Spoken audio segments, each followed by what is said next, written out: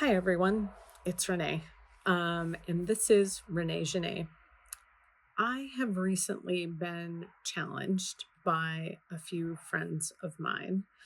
I think they have my best interests in heart um, to acknowledge all of the things that I've accomplished in the last year of living in France. And so they challenged me to write them all down. So I'm like, okay, maybe I'll do that. So I started to create this list, and do you want to come and be a part of this, Paolo? I started to create this list, and I actually have two lists, one personal and one business oriented.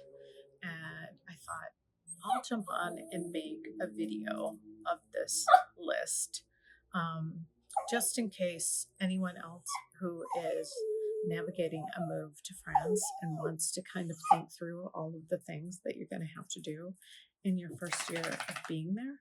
Um, Here's your list. Okay. Um, on the business side first. So, in those initial weeks, I needed to determine what type of business entity I wanted to create. I knew I could create, um, there were multiple options under my visa. Um, but there were certain constraints, revenue constraints, things like that, for certain types of entities. So, in those initial weeks, I spoke to business lawyers, tax lawyers, and accountants. When you create a corporate entity in France, you are required to have a separate certified accountant manage your books and records. Um, and so it was really through that process of talking to people, and it was very difficult in those first weeks because business lawyers have one perspective, tax lawyers have another, but they don't kind of overlap, and then accountants bring in this third kind of aspect or perception. And so here I'm like trying to make the best decision in a foreign country, in new everything. And um and probably the best thing that I could have happen was I found and was recommended to me. He was recommended to me by Valerie Aston, um, the best French accountant. He's been great. He speaks English and French, and he has really advocated for me along the way when things got stuck. So, so I've had very little things get stuck along the way, and he's just been the best thing ever. So I had to determine my French entity, which he took me through the options in great detail, and we kind of factored in all of the information, and then I made the best choice. And I'm happy with the choice that I made. I did create a corporate entity. It's called a SASU, SASU. I'm not going to remember it's society something something. Um, but anyway, it is effectively like a kind of like an S corporation in the States, is what I would equate it to. Anyway, finding the best entity, best accountant. And then I had to open a French business bank account, which was one of the sticky processes along the way, and did require my accountant's help to work through that, um, just because their account opening process is all online, and I would upload photos of my passport and my visa and all of that, and it either wouldn't go through the automated review process. Anyway, it would get stuck. So he helped me get that unstuck. So opening up a French business bank account.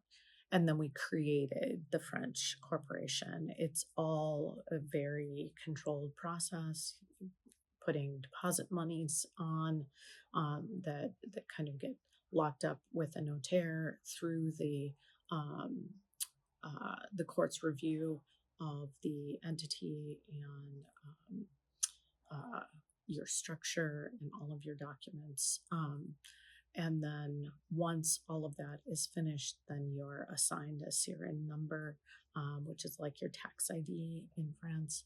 Um, it's a little bit more than just your tax ID. It's like your entity ID in France, and it really needs to be visible with when your name's visible. Um, People should have access to your SIRIN number. Um, so I just have my list here. Um, and then, of course, after that, I had to get business insurance. And then there's a requirement for life and disability for your employees. So I am an employee of my company. So that was a required policy. So I had to work with insurance broker for that. And then I also opted to do my top up mutual health insurance cover through my company as well. So all of that had to be done. And then thankfully, my accountant had software that they used. So they sent me the instructions.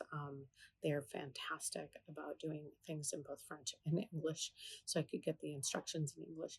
Um, and then just getting used to how to because I have to upload receipts into that, and so it keeps track of everything. And then because we're a corporate entity and meet the requirements for monthly VAT filings, we had to do the VAT setup, um, value added tax. For those in the US not familiar with that. So there's monthly VAT filings and that my accountant does for me. I have to review them every month, but we got that all set up and going. So those are about all of the business things at this point in year one. Because we started the business at the tail end, the last couple of months of 2024, it was started. Our initial tax year will be more than a 12-month period. In the US, we wouldn't have done that. In the US, you would have filed a part year just for those couple of months. That's not how the French do it. They just extend your initial tax year. So we won't do our initial tax filing until after December of 2025.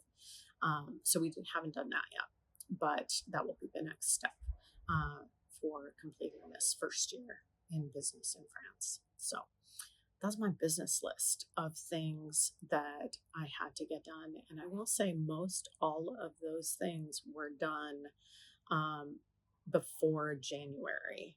I arrived in France at the end of August, and within a week was on calls with the business lawyers, tax lawyers, and finding the accountant to get that set up, because you only have so much time per your visa to get your business established and get it moving. So I was on that immediately. So most all of this business list was done prior to the end of 2024. Um, and then, of course, we started running payroll in the business in 2025 in January. So um, that's the business list. Now, the personal list, which was happening at the same time and overlapping. Um, I bought a car. I had to get car insurance. I now have a Bip and Go account.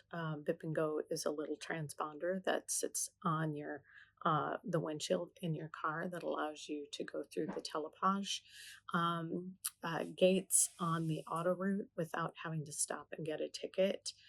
It just auto debits your bank account. Very handy item to have. Bip and Go. Very handy. I have filed for my driver's license exchange. That is still in process, but is moving through the steps. I don't that that'll work its way out in the next month or here. So here, I had to open up a personal bank account. Um, that took a little bit of time. I emailed the bank, got an appointment, asked for the list of things that I needed to bring, took those things, got the account set up that day, funded it with an initial small amount until I could get my bank card and then start to transfer money from other accounts. But but then like the personal pin that was supposed to get texted didn't show up, and like all of this back and forth. So it took another month and a half to sort that out before I could actually access my own account. So just be prepared for that kind of thing. I needed to decide how I would figure out where my place in France was going to be. I've done a lot of travel in France over the years. Spent a lot of time in Paris and have traveled um, extensively in the South in the past. I knew I didn't want to settle in Paris. That was never my plan. But when I chose my initial spot, I just did it based on climate similar to San Diego and didn't really factor anything else in. It was like, I'll worry about it when I get there. And so when I got here, I had to figure out, okay, now how am I going to navigate this? Because your visa needs to be attached to your address. And so you need to be able to get mail and all of those things. So I had to figure that out and then figure out how I would find my place. So I ended up doing a month in an initial place in the VAR and in the VAR department, and then going from there to the Lot Garant department. That was where my visa got attached to, which is why I've had to go to Agen, to the prefecture there for all of my visa related things. Um, and so I spent 3 months there, and that was where I kind of got my bank account set up and just kind of got basic life things established. Um, I got Paolo into the vet so he could get his vaccination updates when he needed them. He got his French passport there. And then I really kind of honed it and I learned a lot because I lived in a village, in a very old stone village house there. So I really refined my criteria for what I would want when I am looking for a place to buy. Eventually, I'm hoping to begin that process here in the next year. But I definitely, while French charm is lovely, I do not want some of the things that come with some of those really old stone village houses unless they've been entirely updated and redone. Um, you can spend some very cold days in those houses in the wintertime.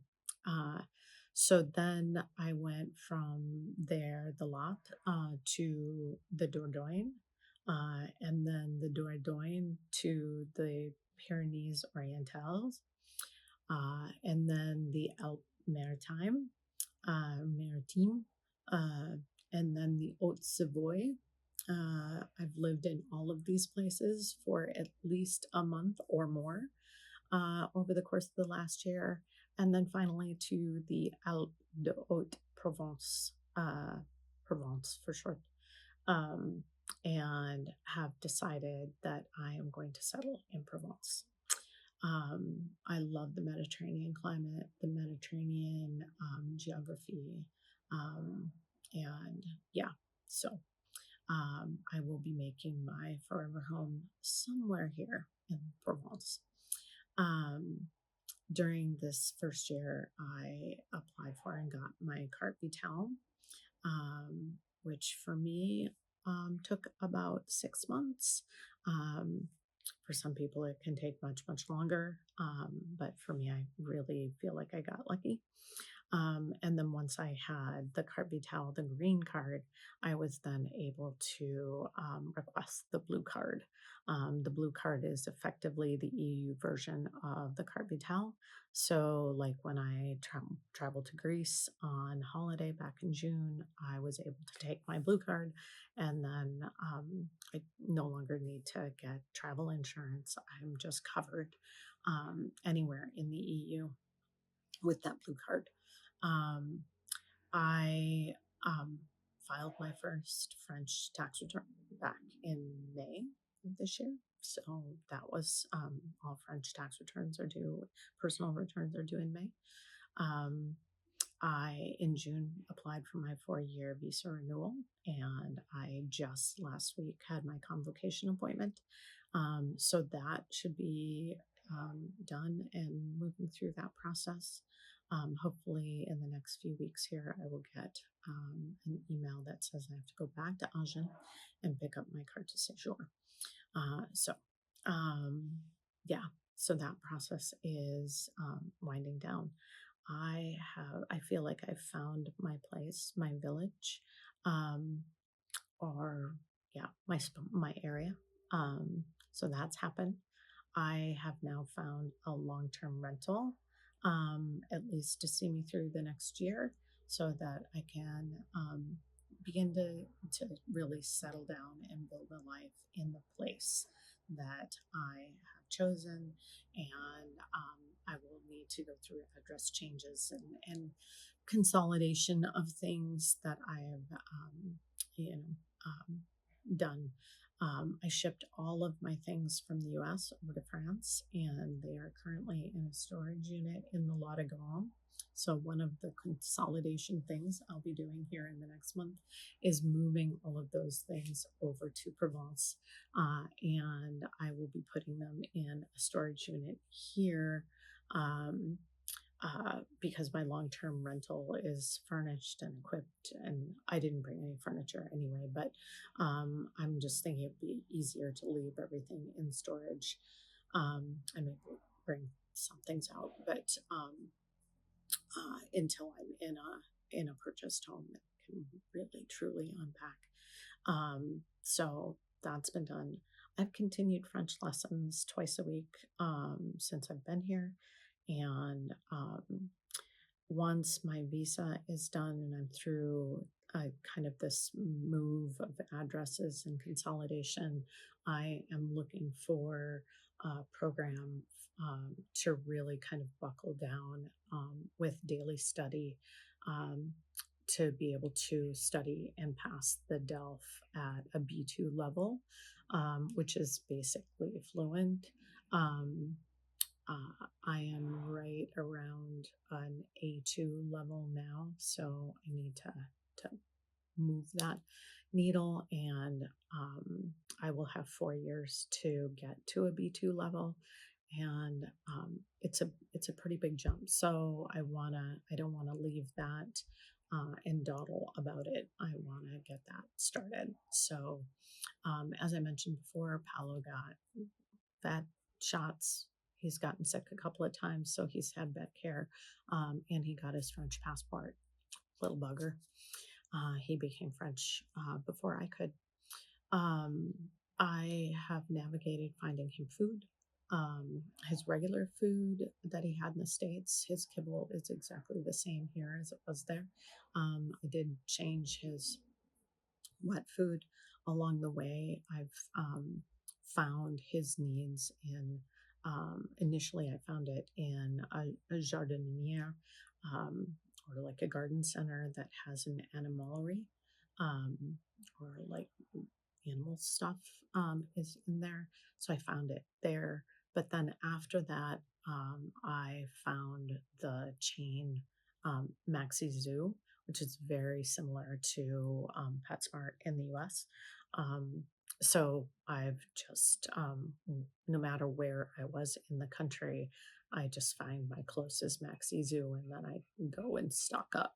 Um, like when I went to Agen last week for my convocation appointment, I drove past Castelnaudry where there's a Maxi Zoo store. So we popped off the auto route, went in there, and I stocked us up for a month. So he's good to go. That way I don't have to worry about, popping over. I in Provence, I need to find my closest Maxi Zoo. I think it might be Aix-en-Provence. Might be there. Anyway, um, the rest of the list. Anyway, Maxi Zoo stuff for toys, regular care, and then along the way, because he requires to get his nails clipped, I've had to find boarders and for when I've traveled, needed boarding, and then uh, grooming, things like that.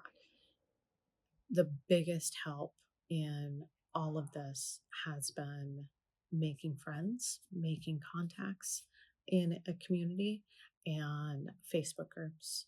Um, every single place that I've been to so far in France, the village or the community has had Facebook groups that are very active with local participation.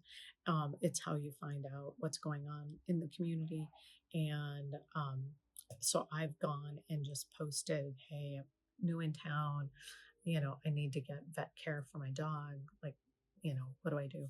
And I've immediately gotten responses or recommendations.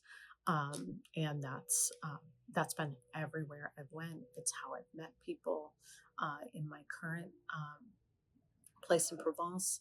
Looking in that Facebook group led me to join an English speaking book club, which immediately plugged me into an English speaking community. But then that community spun off a coffee group that has a whole bunch of French and English, and a whole mix of people in it.